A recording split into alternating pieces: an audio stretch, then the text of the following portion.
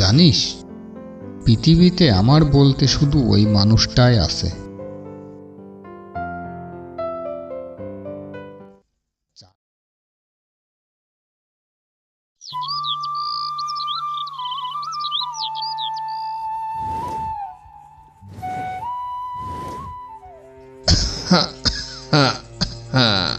উহ, এই বাড়িতে টেকা দায় হয়ে গেল।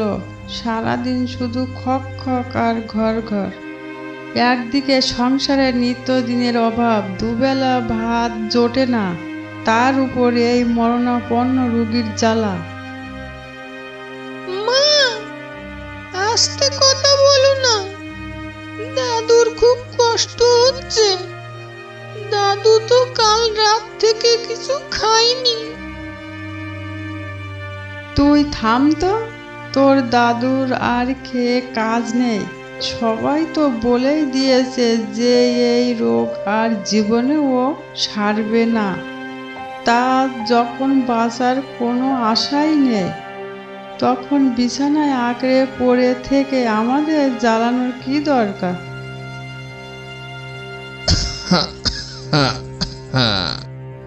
বৌমা, আমাকে একটু জল দেবে মা? গলাটা বড্ড শুকিয়ে কাঠ হয়ে গেছে। আমার বয়ে গেছে, এখন জল নিয়ে আসতে।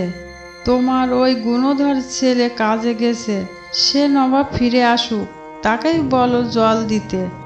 আমি চললাম রান্নাঘরে।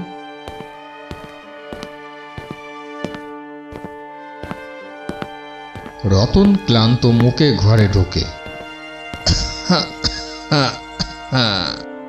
বাবার অবস্থা দেখে তার চোখ ফেটে জল আসে। বাবা, তোমার কষ্ট আমি আর দেখতে পারছি না।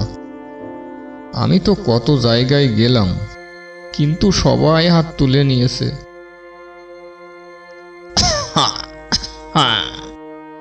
কাঁদিস না রে রতন, আমার সময় ফুরিয়ে এসেছে। তোর বা বৌমাকেও আর দোষ দি না। অভাবের সংসারে আমি সত্যিই একটা বোঝা। তুই শুধু আমার পিকুকে মানুষের মতো মানুষ করিস বাবা। এমন কথা বলো না বাবা, আমি হার মানব না। আমি একটা না একটা উপায় ঠিকই বের করব। তুমি একটু ধৈর্য ধরো।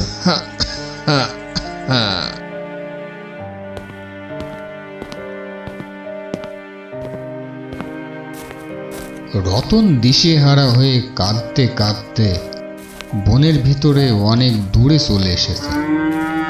হঠাৎ সে দেখতে পায় একটি শান্ত গরু আপন মনে ঘাস খাচ্ছে। রতন ক্লান্ত হয়ে গরুটির পাশেই ঘাসের উপর বসে পড়ে। জানিস, পৃথিবীতে আমার বলতে শুধু ওই মানুষটাই আছে। ছোটবেলায় মা মারা যাওয়ার পর বাবা আমাকে কত কষ্ট করে মানুষ করেছে। নিজে না খেয়ে আমাকে খাইয়েছে, আর আজ সে বিনা চিকিৎসায় ধুকে ধুকে মরছে। আমার স্ত্রীও তাকে দু চোখে দেখতে পারে না। আমি যে বড্ড অসহায় রে। আমার বাবার জন্য কিচ্ছু করার নেই আমার। রতন আবেগপ্রবণ হয়ে কাঁদতে কাঁদতে গরুটির মাথায় ও গায়ে স্নেহের হাত বুলিয়ে দেয়। হঠাৎ এক প্রবল ঝোড়ো হাওয়া বইতে শুরু করে এবং এক ঝলক তীব্র আলোর ছটা দেখা যায়। গরুর জায়গায় একটি বিশাল জাদুকরী জিন আবির্ভূত হয়।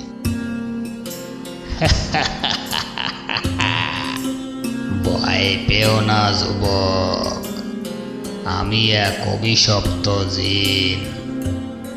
এক জাদুকরের অভিশাপে আমি বহুদিন ধরে এই গরুর রূপ ধরে বনের মধ্যে আটকেছিলাম। কথা ছিল, কোনো সত্যিকারের অসহায় মানুষের পবিত্র চোখের জল আর স্নেহের স্পর্শ পেলেই আমি মুক্তি পাব।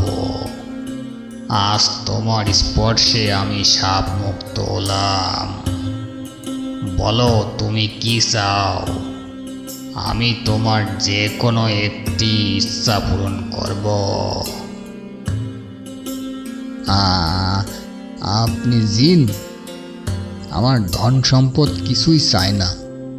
আমি শুধু আমার বাবার জীবন ভিক্ষা চাই, কিন্তু পৃথিবীর কেউ তো তাকে আর বাঁচাতে পারবে না। তোমার পিতৃভক্তি দেখে আমি মুগ্ধ। শোনো রতন, পৃথিবীর কোনো ঔষধে তোমার বাবার রোগ সত্যি সারবে না। তাকে বাঁচাতে পারে একমাত্র চাঁদের বুড়ি। চাঁদের বুড়ি? কিন্তু তিনি তো চাঁদে থাকেন, আমি সেখানে যাব কি করে? এই নাও আমার জাদুকরি হট এয়ার বেলুন।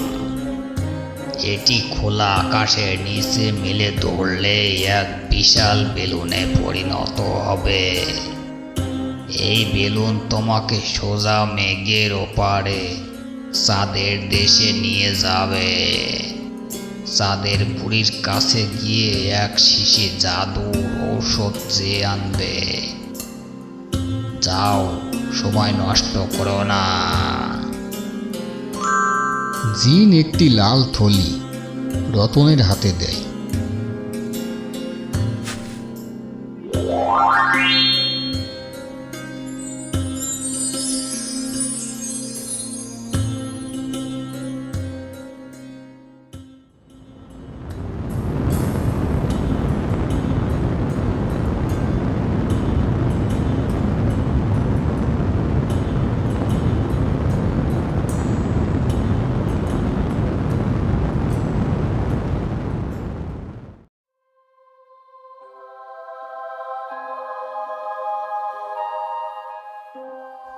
চারদিক মায়াবী আলোয় ভাসছে।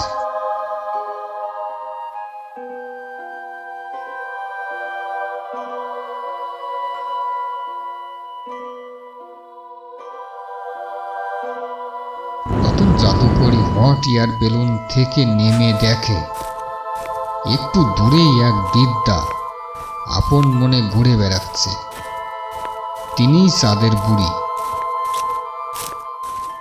প্রণাম বুড়িমা। কে তুই বাবা? মর্তলোক থেকে এত বিপদ পেরিয়ে এই চাঁদের দেশে কেন এসেছিস? এখানে তো সাধারণ মানুষের আসার কথা নয়। আমি রতন বুড়িমা। জিন আমাকে আপনার কাছে পাঠিয়েছে। আমার বাবা মরণাপন্ন, তাকে বাঁচানোর আর কোনো পথ নেই। দয়া করে আমাকে একটু জাদুর ওষুধ দিন, না হলে আমার ছোট ছেলে পিকু তার দাদুকে চিরকালের জন্য হারাবে। তোর চোখের জলেই আমি তোর মনের পবিত্রতা বুঝতে পেরেছি রে রতন। আজকালকার দিনে তোর মতো ছেলে দেখাই যায় না। তুই একটু দাঁড়া, এই নে জাদুর ওষুধ। এই ওষুধের এক ফোঁটা তোর বাবার মুখে দিলেই সে সম্পূর্ণ সুস্থ হয়ে উঠবে।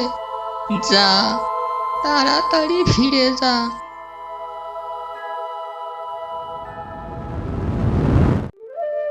মাধববাবু প্রায় অচেতন অবস্থায় পড়ে আছেন। পিকু দাদুর মাথায় হাত দিয়ে ফুঁপিয়ে ফুঁপিয়ে কাঁদছে। বিন্দু দূরে দাঁড়িয়ে আছে। হঠাৎ রতন দৌড়ে ঘরে ঢোকে। বাবা, বাবা চোখ খোলো, দেখো আমি তোমার জন্য ওষুধ নিয়ে এসেছি। আবার কি নাটক শুরু করলে? মানুষটার শ্বাস ওঠার জোগাড়, এখন আর ওসব করে কোনো লাভ নেই। তুমি চুপ করো বিন্দু, যেটা জানো না সেটা নিয়ে আর কথা বাড়িও না। সাবধানে এক ফোঁটা ওষুধ মাধবের মুখে দেয়। এ কি? আমার তো আর একটুও বুকে ব্যথা নেই, কাশিও নেই। আমার শরীরে এত জোর এলো কোথা থেকে? মনে হচ্ছে আমি যেন আবার যুবক হয়ে গেছি। বাবা বাবা, দেখো না, দাদু ভালো হয়ে গেছে। দাদু একদম ঠিক হয়ে গেছে।